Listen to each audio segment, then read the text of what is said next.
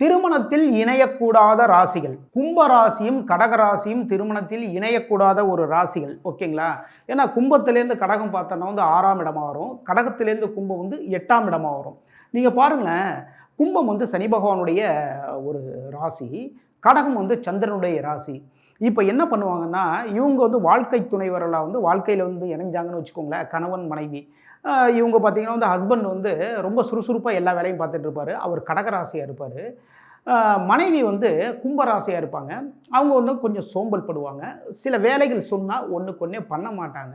எனக்கு 8 மணிக்கு காஃபி வேணும் அப்படின்னா 9 மணிக்கு தான் வந்து சேரும். இது மாதிரி சிறு சிறு தடங்கல்கள். இந்த டயத்துல ஒண்ணுக்கு ஒண்ணே டைம் ஆகுது, சீக்கிரம் கிளம்பணும் அப்படி சொன்னா, இருவருக்குமே பார்த்தீங்கன்னா சிறு பிரச்சனைகள் வருவதற்கான வாய்ப்புகள் இருக்குங்க. சரிங்களா? இதனாலேயே என்ன பண்ணுவாங்கன்னா, ஒருத்தவங்க போட்டா போட்டிகள் இதெல்லாம் வந்துட்டே இருக்கும்.